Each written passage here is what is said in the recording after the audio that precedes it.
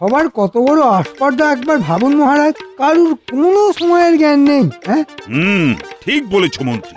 সময় পেরিয়ে গেল অথচ রাজসভার সদস্যদের কারুর দেখা নেই। মহারাজ কিছু মনে করবেন না, এর জন্যে আপনিই দায়ী। রাজসভার সদস্যদের দেরিতে আসার পেছনে আমি দায়ী? আগে হ্যাঁ মহারাজ, আপনিই তো ওদের মাথায় তুলেছেন। আপনার জায়গায় আমি রাজা হলে কেউ যদি একদিন দেরি করে রাজসভায় আসতো না, তাহলে আমি তার গোটা মাসের বেতন কেটে নিতাম। ওই জন্যই তো আমি মহারাজ আর তুমি হলে মন্ত্রী। তুমি কি ভাবছো বেতন কেটে নিলেই সমস্যার সমাধান হয়ে যেত? যেত না? আগে না, বরং রাজসভার সদস্যদের মনে আমার সম্পর্কে একটা ঘৃণা তৈরি হবে। তাহলে রাজসভার সদস্যদের পথে আনার উপায় কি মহারাজ? সেটা আমাকে ঠান্ডা মাথায় চিন্তা করতে হবে।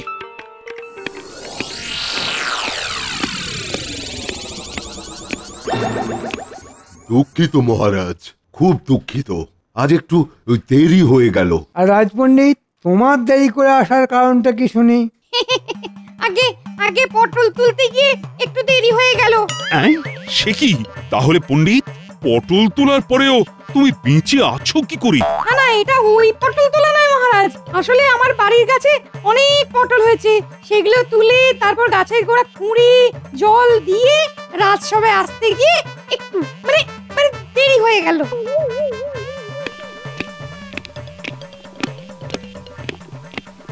ওই দেখুন মহারাজ, বাকিরাও এসে পড়েছে। কি ব্যাপার, আজ এত দেরি কেন? আসলে মহারাজ বলবেন না মহারাজ, পথে একসঙ্গে নয়, একে একে বলো, একে একে বলো। তাহলে আমি প্রথমে বলি মহারাজ। আসলে আজ সকালে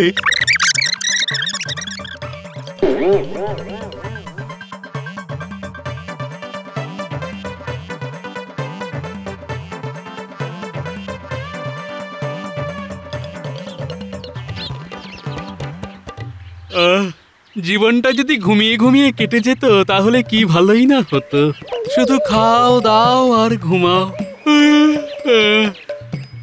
না, কিছুতেই চোখ থেকে ঘুমটা যেতে চাইছে না। অনেকটা পথ হেঁটে ফেলেছি, একবার একটু বিশ্রাম নিয়ে নি। দিন দিন আমার বাড়ি থেকে রাজসভার রাস্তাটা যেন বেড়েই চলেছে।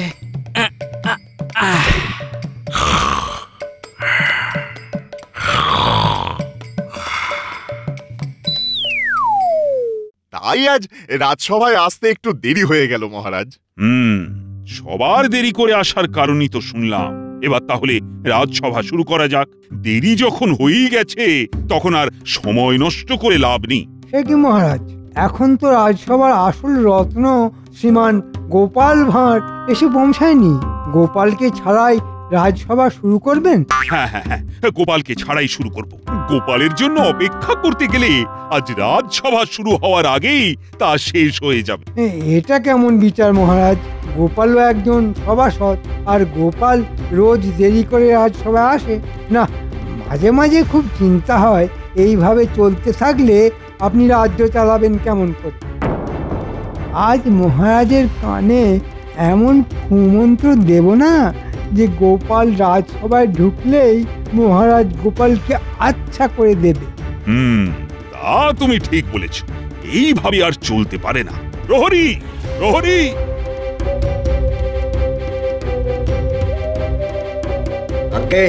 যাও তো, গোপাল যে অবস্থায় আছে ওকে সেই অবস্থায় ধরে নিয়ে এসো। এক্ষুনি যাচ্ছি মহারাজ। এই তো আমার কুমন্তরে কাজ হয়েছে।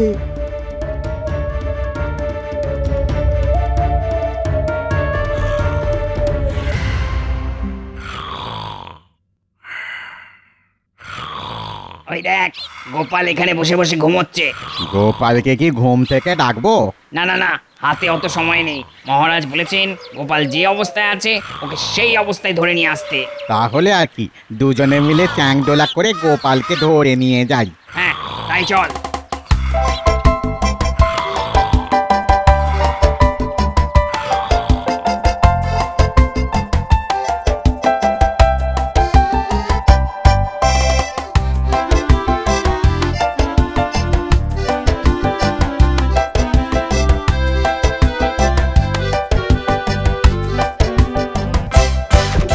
এই যে মহারাজ, গোপালকে ধরে নিয়ে এসেছি।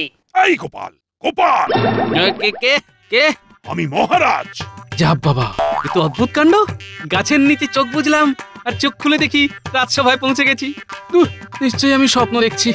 আরেকটু ঘুমিয়ে স্বপ্ন দেখাটা শেষ করি, তারপর না হয় রাজসভায় যাওয়া যাবে। এইভাবে হবে না মহারাজ, গোপালের ঘুম ভাঙানোর একটাই উপায় আছে।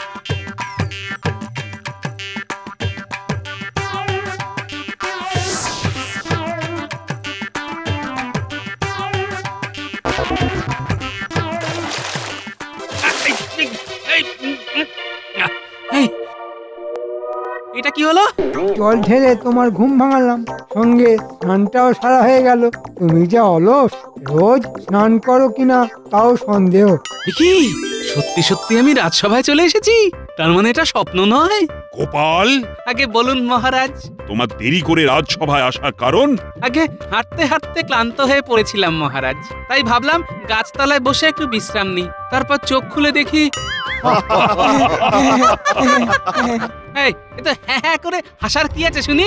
ওহ, একই রাজসভায় দেরি করে এসেছে, তার উপর আবার গলা তুলে কথা বলছে। যত বড় মুখ নয় তত বড় কথা। আগে আমার মুখের তুলনায় কথা বড় হলে ছোট মুখ দিয়ে বড় কথাটা বেরিয়ে এলো কেমন করে শুনি? এই না মানে, এই গোপাল, বেশি চটর পটর কথা বলো না তো।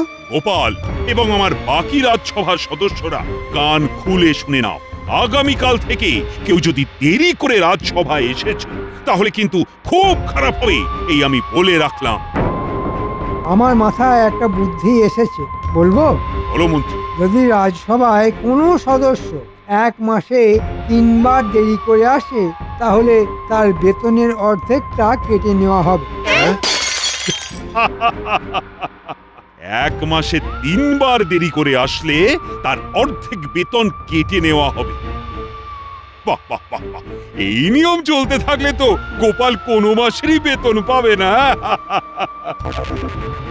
না পায় না পাবে, তাতে কি? বেতন পেতে হলে রোজ সময় মতন রাজসভায় আসতে হবে। মন্ত্রীটা দেখছি আমায় ভাতে মারার পরিকল্পনা করছে। কিন্তু মন্ত্রী, কারুর বেতনের অর্ধেকটা কাটা গেলে সেই অর্ধেক বেতনটা যাবে কোথায়? কেন মহারাজ, আমার ট্যাঁকে? না মানে আমার কাছে। আমি ওই অর্থ দিয়ে রাজ্যের গরিব মানুষদের সাহায্য করব মহারাজ। সাহায্য না তো ছাই। সত্যি কথা বলুন না মন্ত্রী মশাই, আপনি ওই অর্থ নিজের পেছনে খরচা করবেন? মুখ সামলে কথা বলো বলছি গোপাল, না হলে কিন্তু। আচ্ছা আচ্ছা আচ্ছা, বেশ বেশ, থামো থামো দুজনে। মন্ত্রী যে প্রস্তাবটা দিয়েছে সেটা কিন্তু মন্দ নয়। এতে করে যদি তোমরা সকলে সময় মতন রাজসভায় এসে পৌঁছাও, তাহলে এবার থেকে 1 মাসে 3 দিন দেরি করে এলে অর্ধেক বেতন।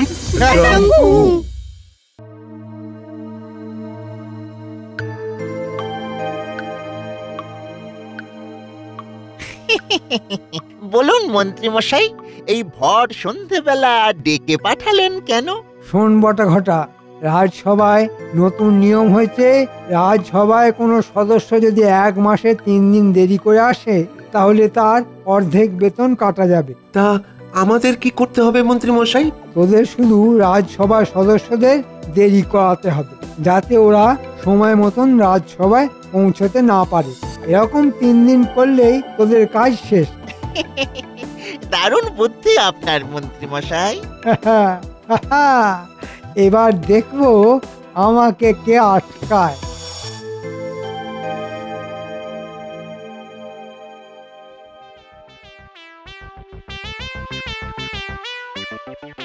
উফ, আজকেও দেরি হয়ে গেল। 3 দিনের মধ্যে থেকে 1 দিন মনে হয় গেল। তাড়াতাড়ি তাড়াতাড়ি পা চালান রাজবৈদ্য মশাই। দাঁড়ান দাঁড়ান বৈদ্য মশাই, দাঁড়ান। আপনিও দাঁড়ান বিজ্ঞানী। পথ আটকালে কেন তোমরা? আর বলবেন না বৈদ্য মশাই, শরীরটা না একদম ভালো নেই। কেন? কি হয়েছে তোমার? সমস্যা, অনেক সমস্যা। হ্যাঁ বৈদ্য মশাই, মানে যেমন ধরুন, ওই চোখ বুঝলেই না কেমন ঘুমিয়ে পড়ছি। আবার ঘুম ভাঙলেই চোখটা না আপনি আপনি খুলে যাচ্ছে, আর জল না খেলে কেমন একটা ওই তেষ্টা তেষ্টা পাচ্ছে। হ্যাঁ, আরো কত রকম সমস্যা বুঝলেন না? ও তাটকে মস্করা হচ্ছে আমার সঙ্গে। না, আজ আর সময় মতন রাজসভায় ঢুকতে পারবো না। উফ, কি জ্বালাতন! আজও রাজসভায় ঢুকতে দেরি হয়ে গেল। কিছু বলবে গোপাল? তোদের সঙ্গে কথা বলতে আমার বয়েই গেছে।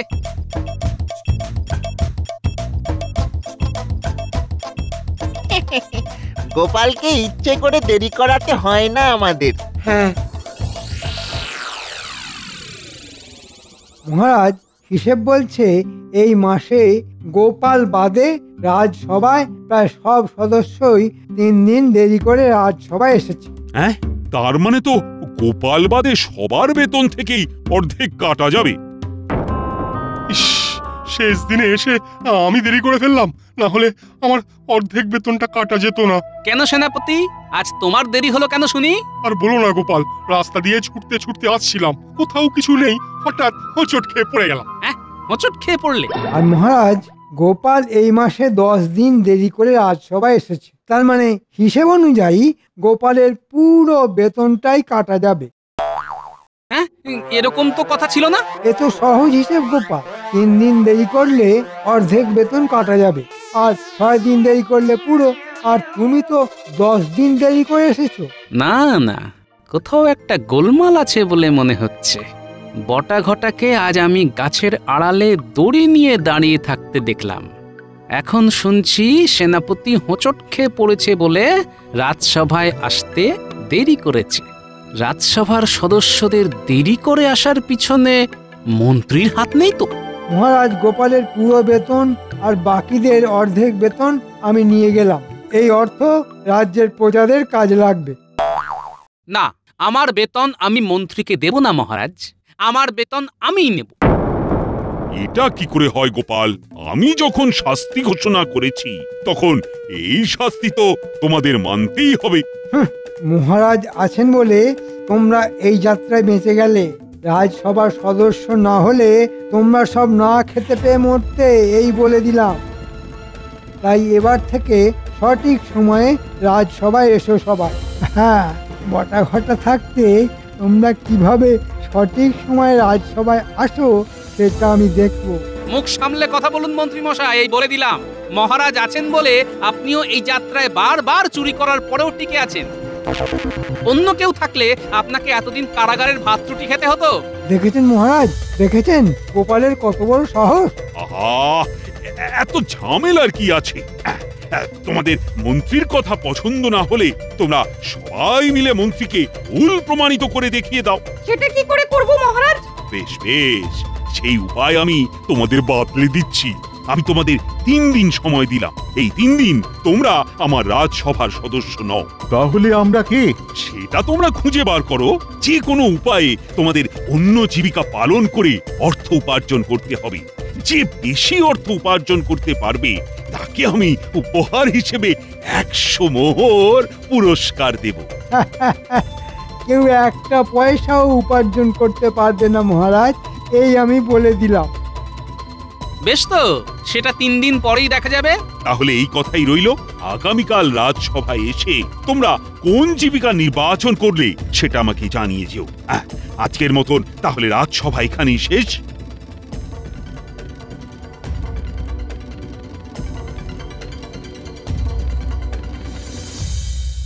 বিজ্ঞান ছেড়ে কি এবার তাহলে মাঠে চাষ করতে হবে? সব হয়েছে এই মন্ত্রী মশাইয়ের জন্য। মন্ত্রী হচ্ছে যত নষ্টের গোড়া। আচ্ছা, আপনাদের 3 দিন দেরি করে রাজসভায় আসার কারণটা আমাকে একটু খুলে বলুন তো দেখি। কি আর বলবো গোপাল, এই তো কয়েকদিন আগের কথা। ঠিক সময় ওই রাজসভায় পৌঁছে যেতাম, ঠিক এমন সময় ওই রাস্তায় পথ আগলে দাঁড়ালো বটা আর ওই ঘটা। হ্যাঁ হ্যাঁ, বটা ঘটা একদিন আমাকেও রাস্তায় পেয়ে না কোথায় কোথায় দেরি করিয়ে দিয়েছিল। হ্যাঁ, ওরা খুব দুষ্টু। হ্যাঁ হ্যাঁ, আমাকেও। আর আমাকেও। আর আজ সেনাপতিকেও, আর সেটা আমি নিজের চোখে দেখেছি। তার মানে যেটা ভেবেছিলাম সেটাই ঠিক। এর পিছনেও মন্ত্রী। গোপাল, এবার তুমি আমাদের একমাত্র ভরসা। চিন্তা করার দরকার নেই, এই নিয়ম আমি ভাঙবই। আর মন্ত্রীকে এমন শিক্ষা দেব যে মন্ত্রী কাঁদতে কাঁদতে নিজের চোখের জলের পুকুরে নিজেই ডুবে মরবে। এই তো একটা বুদ্ধি মাথায় এসেছে। সবাই শুনুন, আমি জীবিকা হিসেবে মাছ বিক্রি করতে চাই আগামী 3 দিন। তাই বাকিরা কেউ এই জীবিকা বেছে নেবেন না। চলি, কাল দেখা হবে সবার সঙ্গে।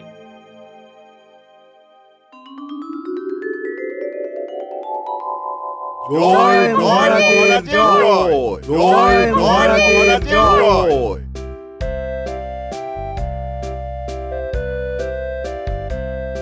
বসো বসো বসো, সবাই যে যার জায়গায় বসো। হ্যাঁ, এবার বলো তো তোমরা কে কোন জীবিকা বেছে নিলে? আগে আমি হব কুমোর, মাটির পাত্র বিক্রি করে এই 3 দিন অর্থ উপার্জন করব। আর আমি হব কামার, টুক টুক করে ঠুকবো। আমি করব চাষ। আমি হব মাঝি। আর গোপাল সে কোথায়? সর্বনাশ হয়ে গেল মহারাজ, সব শেষ হয়ে গেল। সে কি হলো গোপাল? আর বলবেন না মন্ত্রী মশাই, সময় খুব খারাপ যাচ্ছে। একে এই মাসের বেতন পাইনি, সংসার চালাবো কি করে সেই ভাবতে ভাবতে মাথায় এলো মহারাজ আমাকে যে হিরে বসানো আংটিটা উপহার স্বরূপ দিয়েছিল সেটাই বাজারে বিক্রি করে দেব। তারপর আংটি বিক্রি করলে? না মহারাজ, আংটিটা হাতে পরে রাস্তা দিয়ে বাজারের দিকে যাচ্ছিলাম, এমন সময় পেল জল তেষ্টা। পুকুরে নেমে জল তুলে খেতে গিয়ে সর্বনাশ হয়ে গেল মহারাজ। কি হলো গোপাল? কি আবার হবে, আঙুল থেকে হীরের আংটিটা খুলে পুকুরের জলে পড়ে গেল। আর সঙ্গে সঙ্গে একটা ইয়া বড় কাতলা মাছ এসে সেই মহামূল্য হীরের আংটিটা কপ করে গিলে নিল। সে কি, আমি তোমাকে যে হীরের আংটিটা উপহার স্বরূপ দিয়েছিলাম তার দাম ছিল প্রায় 20,000 মোহর। বলেন কি মহারাজ, 20,000 মোহর?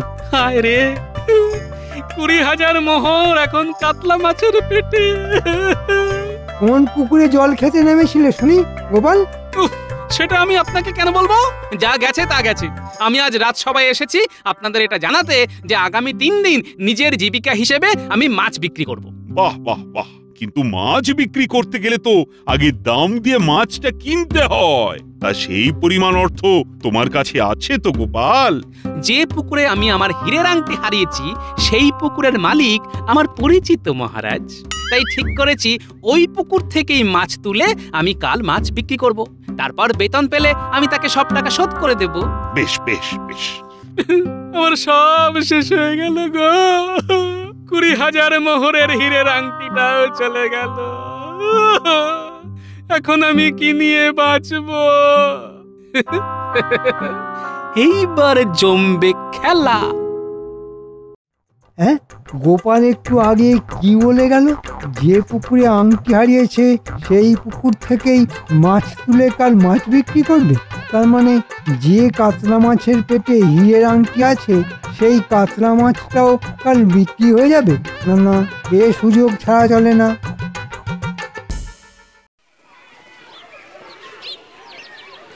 টাটকা মাছ, টাটকা মাছ, একদম টাটকা, নিয়ে যান নিয়ে যান।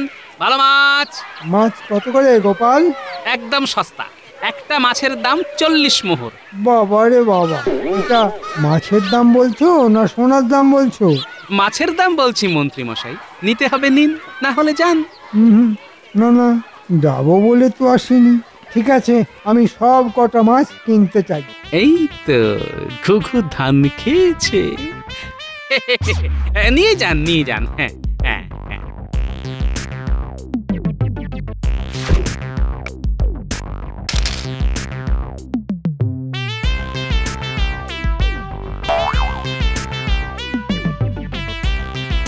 কিরে বটা কটা, আংটি পেলি? এখনো পাইনি মন্ত্রী মশাই। দেখ দেখ, ভালো করে দেখ। কে এলি? না মন্ত্রী মশাই, সব মাছই কাটা হয়ে গেছে। একটা মাছের পেটেও ওই আংটি নেই। আমার মনে হয় গোপাল আপনাকে বোকা বানিয়েছে। হ্যাঁ, কি ব্যাপার, কে কত অর্থ উপার্জন করলে শুনি? আমি 10 মোহর। আমি 20 মোহর। আমি 25। আমি 25। আর গোপাল তুমি? আগে আমি মাত্র 10টা মাছ বিক্রি করে 400 মোহর উপার্জন করেছি মহারাজ। হ্যাঁ, এটা কি করে সম্ভব? তার মানে তুমি এক একটা মাছ 40 মোহরের বিনিময়ে বিক্রি করেছো? এটা তো লোক ঠকানো। আগে যে রোজ লোক ঠকায় তাকে একদিন ঠকালে কিছু আসে যায় না মহারাজ, কারণ আমার কাছ থেকে ওই 10টা মাছ কিনেছেন আমাদের মন্ত্রী মশাই, আর অত দাম দিয়ে কিনেছেন শুধুমাত্র মাছের পেটে আংটি পাওয়ার লোভে। এইবার বুঝেছি। কি মন্ত্রী, আংটি পেলে? আগে না মহারাজ। পাবে কি করে? আংটি তো আমার কাছে। মানে আপনি বটা ঘটার সাহায্যে যেমন রাজসভার সদস্যদের অর্ধেক বেতন খেয়েছেন, তেমনি আমি আপনাকে মাছের পেটে আংটির লোভ দেখিয়ে আপনার পেট থেকে ওই অর্থগুলো বার করে এনেছি। সে কি মন্ত্রী, তুমি এইসব করেছো? আগে ক্ষমা করে দিন মহারাজ, আর এমন হবে না। মহারাজ, আমরা প্রমাণ করে দিয়েছি মন্ত্রী মশাই ভুল, তাই এবার থেকে দেরি করে রাজসভায় এলে নিশ্চয়ই আমাদের বেতন কাটা যাবে না। না না, যাবে না, যাবে না। আর আমার উপহারটা? এই না, এই না, 100 মোহর। সবাই কাঁটা দিয়ে কাঁটা তোলে, আর আজ আমি মাছ দিয়ে কাঁটা তুললাম। আজ থেকে আগামী 3 মাস মন্ত্রীর সব বেতন আমি কেটে নেব। আর হবে না মহারাজ, এবারের মতন ছেড়ে দিন মহারাজ, এবারের মতো ছেড়ে দিন, দিন না।